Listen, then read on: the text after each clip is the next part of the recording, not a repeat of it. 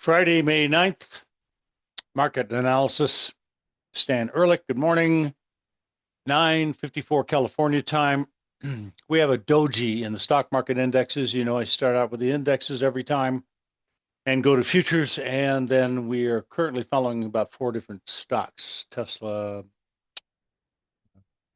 few others. So the E-mini has a doji at the moment. That's also called an inside trading range day, and it's slightly lower on the day, about a point, hardly anything. Just been wandering around sideways most of the morning.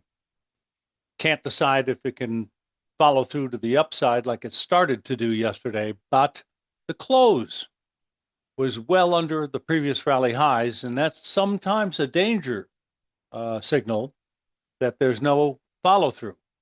And at the moment, down a point, big deal. We were just a little while ago up a point or two. So it's basically not deciding one way or the other. Getting below yesterday's low certainly would add a little more conviction to my comment. And the key here is 4 days out of the last seven have been at almost the same price level, 5,600, let's say, give or take a point or two. So getting below the lowest low of those lows, which appears to be, well, I can tell you exactly, 55.96 flat.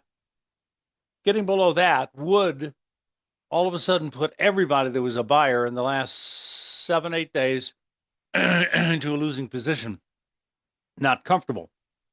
Probably hitting a bunch of sell stops, and now there should be downside follow through, and then you're looking at the downside correction, maybe at the 53.35 gap closure price level.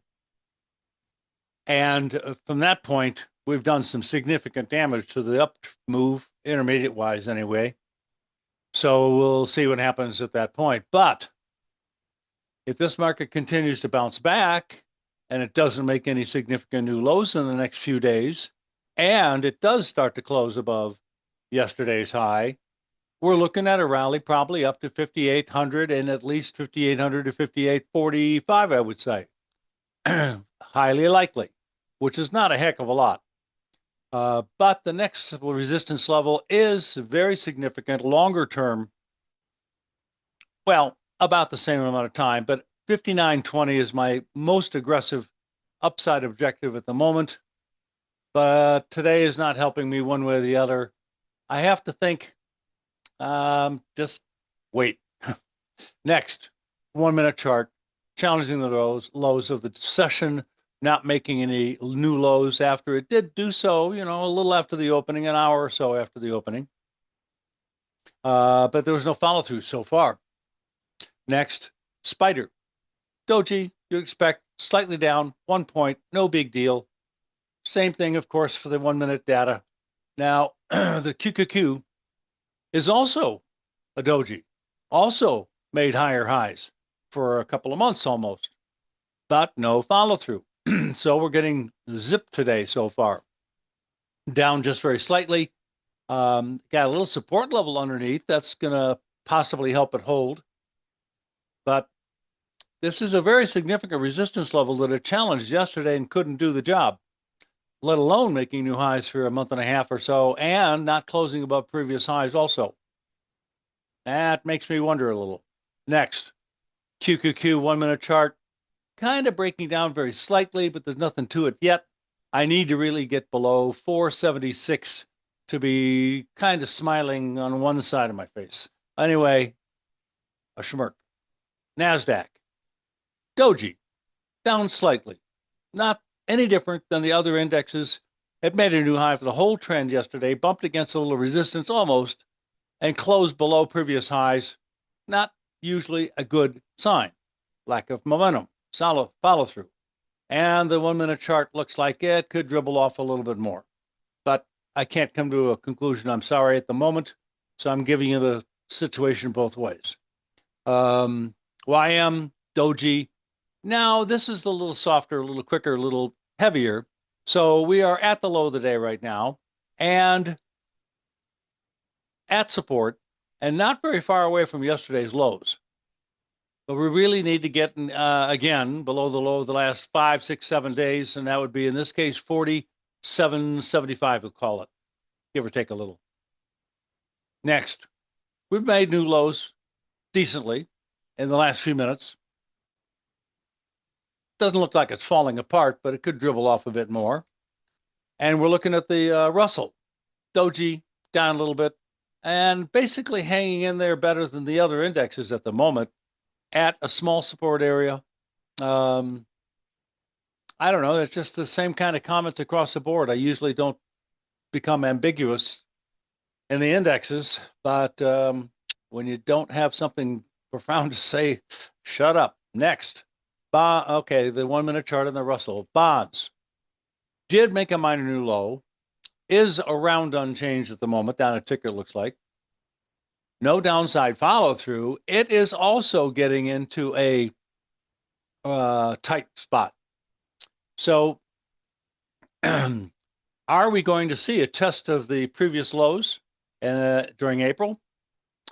I can't say no to that because we came back a very nice retracement, looks like a little bit close to 50%. It could have been another fib number, and started to drop. Plus, that was resistance.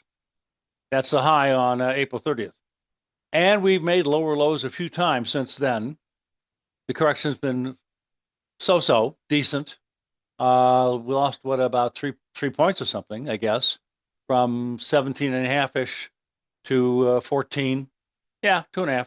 So 3.5. So minor new low. We're only around unchanged, down a tick. If it closed here, it would be a new low close. It's not closing below previous lows, but that could happen easily enough next week. Today's Friday. So looking for slightly lower levels. We're not oversold. It's not giving me a hand here. And pretty much the same story for 10-year notes. Started to work its way down below for 2 days now, a previous support area that it did bounce off of a couple of times earlier this week. But it's starting to get damaged again, and I don't know. It looks like it's going to slip off some more. Then we're going to hit more stops, and then we got a pretty good area of support at around 110.14. I don't think that's going to hold like it did before. So 109.09 and maybe lower. Next. That means bonds are also going to go down probably. Crude oil had a bullish engulfing yesterday. Now, this is the second time it's done this in approximately the same price range. First time was April 9, and then here we have May 8, 1 month later. So, are we looking at a significant bottom building here? There is a double bottom of sorts, but it's not that great. You will obviously need to do two things, and they're both at about the same price level. Get above this resistance level that we just touched today on a rally high. So you have to close above 64, 65-ish. And that will be making a new high and breaking out of what will be, if we go up from here, a double bottom. And if that's true, then you can take the average of the two lows, or maybe the lowest low, and measure up to that high between the two lows. And whatever amount that is, you take that amount and you add it to the highest high between the two lows, which is 64 or 87-ish. And you probably get something in the ballpark of where it topped out before. 73, 74, something like that. Next, heating oil also had a bullish engulfing yesterday, is up a little bit. Crude's up a little bit as well. So two energies have done about the same thing. They now have both potential double bottoms. We were oversold, and we were touching a support area in heating oil. And then again, and around the same price levels as a month earlier, we got this bullish engulfing, and we have a new high today, or a higher high. Not particularly profound yet. Let's close above resistance and an important previous high, 2.14-ish. Okay, and that'll get something started on the upside pretty good, you would expect. Natural gas. Minor new high, staying there, holding pretty well. The only thing I can say here is it simply got oversold and did not have a bullish engulfing. Unfortunately, there would be a buy signal or green in the bottom here, and it started to move its way up. So I am looking for this resistance to be tested, and that's going to be about 4.0 or a little bit under. And we're getting just plain closer and closer to that. I expect it's going to be hit very soon. Next, we've got a bearish engulfing yesterday, but we weren't overbought. Therefore, gold did not have a red sell signal like it did a couple of weeks ago. So with the bearish engulfing, we did make a minor new low this morning than yesterday, but we're currently trading a little higher on the day. Is that bearish engulfing yesterday going to work or not? It's already provided slight profit at all possibilities, but you got to be pretty nimble. I think it's still having a problem. When I'm not sure about looking at the very short-term picture, I always look at the little longer time frames until I can find something that really stands out. In this case, majorly overbought condition, did top it out, then a sell signal, then new lows, and now this retracement a couple of days ago, containing a bearish engulfing, didn't make any new highs, had a little bit of a rally, bounce back, doesn't look abnormal for a bear move. I think we're going to start to slip again. And that'll mean getting below 3210, which is already my first downside objective from these old highs here. So I am looking for something in the ballpark of 3,000. Next is going to be silver. Well, I ain't got much. Support is holding at the moment. But essentially the same commentary, but a little bit less bearish. That I made for gold stands for silver. Next, platinum. Minor new high, holding, prices are still there. That looks like a good, strong rally that's going to have upside follow-through. That doesn't really jive very well, does it, with gold and silver comments? Usually they're pretty much in line. Looking at this individually, I can't change my mind. It just looks good, but I have a problem because the gold and silver do not necessarily. Okay. On its own, I'm looking for a rally up at 10 to 1031, and then these highs and that resistance area tested at 1060. If this rally fails all of a sudden and closes badly today, that changes the story dramatically. Then it's going to start to look like the same kind of comments in gold and silver. Next, heating oil has an outside update today, bullish engulfing with the low of the day being at a support level. That is a combination you know damn well I like. So, assuming it's going to stay up higher than yesterday's close, and maybe even get a little stronger, I'm liking this and would expect a rally out of it. So we're going to blow away 4.78, get above that, and then test this resistance area again. And that's up to 4.9 at least, maybe 4.960 or something. Above that, you just got to test to the highest highs. So copper's looking okay here because of the reversal in progress. Too bad we didn't get oversold. This would be a green excuse me, price bar today. Next, grains. Well, soybeans is up pretty good. It looks like a new high close for 1, 2, 3, 4 previous trading days and a few more. This is very encouraging. That's not what I need, but at least it's in the right direction and significantly so. A close above 1060, let's call it, be a little on the safe side, 1070, is going to perpetuate the uptrend, and I'm liking what I'm seeing overall. Doggone cough. There might be something here to this little two lows, and then the lower low, and then a couple little lows right here. Wow, sorry about that. Now, I'm implying a slightly upward slanted neckline and a double shoulder, little double shoulder. I'm not sure I like that very much, but it's not bad. This is a major bottom and a major bottom and a major bottom at around the same price level. So that's not a lower low. That does qualify, but it's unusually close to the lowest low. The timing is about right. That's what I really like. The number of days or amount of time in general from the first shoulder low to the bottom, the lowest low, should be approximately, give or take, maybe 5%, stretching it out to 10%, accurate, the same distance from the lowest low into the future. That way you can predict approximately when the market might create a last shoulder low if the circumstances are correct. They were, it did.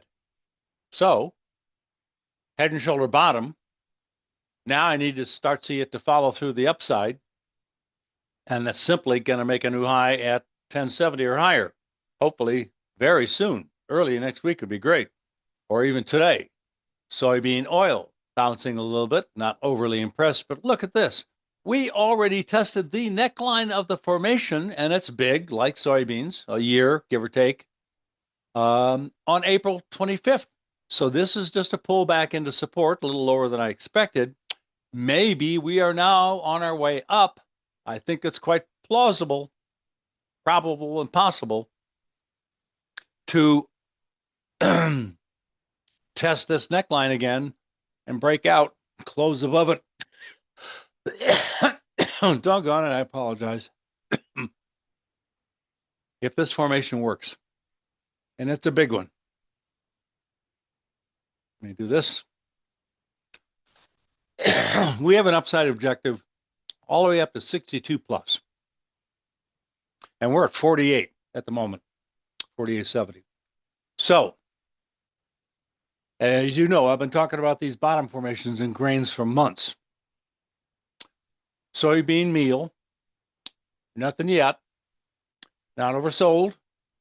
There was no new low in this last dip, but there's no reversal. There's no indication it's about ready to go up. We could have a bullish engulfing if it'll get above yesterday's high, which it hasn't. So I got nothing at the moment. It looks like it's getting a little tired going down because the lows are just a little bit lower than the previous lows. And so far, that seems to be very possible to persist. I just can't come up with anything great here.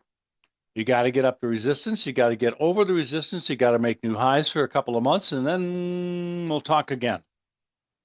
Corn did make a lower low yesterday. Did close very slightly a new low ground since approximately early December, late November. Quite a while. 6 months, half a year, basically. So far, no downside, follow through, a little bounce up into a little resistance at this point, unfortunately, and we are back down to almost unchanged. So, I got nothing that's causing me to scream bloody murder, buy it again. We made new lows. The close was a new low close, below previous lows as well. I'm sorry to say, this is looking a lot like meal. Wheat, that's not good. Does not support my long-term bullish expectations. Wheat. Look at this. We just broke today that bullish engulfing that I thought had some really great chances, and it is not the low for a long time to come, obviously. It took it a week to make a lower low. It did have a little tiny rally, but here it is. Not oversold. New lows, possible new low close. Looks not good. Looks like the market could drop another, I don't know, 20, 30, 40, 50 cents even. ASAP. Got to have a bounce here, or does not look good. Cattle. New highs, overbought. Possible reversal, but not happening yet. If we get below yesterday's lows, it'll turn red. We had one a few days ago that didn't prove to be the highest high, but remember, as many times I say, these bullish and red and green reversals, ER signals, are not always the highest high, but many times they are, or the lowest low. It is, it was. But they're also part of a tarping out process, which wasn't that big a deal sometimes. Sometimes they're great signals that last a few days. Sometimes they last a lot longer than that. Years, in fact, but they're rare. What have I got here? Overbought. A little bit of a dip, no big deal yet. Next. Hogs. Doji. Resistance stopping it at yesterday's high is equal to today's high, almost the same as even Wednesday's high, just a little bit higher, but all of them are around the top of this resistance area and fail to stay there. I think we have a chance to make new lows here pretty soon. Unless it starts, there's a small gap to close a little bit higher. This is hogs. Okay. Now we're going to go into our stocks. So Shell. A little bit of a rally. The gap was closed. That's done. But there is a gap down here not to forget about, and it's going to get closed at about 63.40. A little rally today doesn't really prove too much. Got to get back up to resistance and start to close this big gap, and then one more even higher than that. If we're going to see that kind of follow through, obviously it's going to start to get up to 67 and 10 cents, 15 on a closing, or higher, probably higher. And then there's a double gap like right in here. Once it gets up to that level, it'll probably be overbought. So then a retracement. Then will it be able to get all the way up to 71? It depends a lot, I think, on the overall stock market, but not necessarily. So we'll see if there's enough zip, pop, bang here on a rally in the indexes, which are holding down 1.3 or so on the E-mini and the S&P at the moment. But friendly at the moment. But I'm worried about the little gap below. Even if that gap below is closed, then I think it has a chance of working its way back up again. The question is, will that get closed or not? Apple. No gaps underneath. They've been closed. Last one just Wednesday. Minor new high since then. Up on the day a tiny bit. Holding relatively well, considering the indexes are a tiny bit lower. Okay, maybe it's bottomed out. Gap closure, starting to move up. Can't really tell that much yet. Gap to close a little higher. And finishing a gap closer even higher than that. So my expectation would be at least around 212 and probably 216. And then we'll see about this big resistance area up here. Next, we've got Tesla. A small gap down here at 243. Don't forget about it. We have a new high for the move, yes. We're staying above previous rally highs for the last couple of months. That's good. We do have a smaller gap from a couple of days ago to the upside, so don't forget about these two little gaps. I know they're small, but gaps are gaps. I need a close here and maybe more follow through on Monday. First upside objective, 326.5. Second one is 373.5. Yep. So far, so good. But again, stay here or gain more ground. And now we've got car market, whatever it's called. And Carvana has, I thought, a head and shoulder top forming, but on Thursday, it gapped up and sharply attacked the previous rally high almost exactly. There's about $1 difference here, maybe even a little less. On a $292 stock, well, that's close enough for me to call it a possible double top formation. I don't know why I didn't mention it yesterday, but sorry. Now coming down sharply and starting to close yesterday's up gap, which, if this is a double top, you could call this an exhaustion gap. Yesterday's up gap looks like the right place, the right kind of gap, with the right kind of formation, a double top. Could have been the last shoulder on a head and shoulder, could have been the top of a head and shoulder, any one of the parts of a head and shoulder rally, head and shoulder top rally.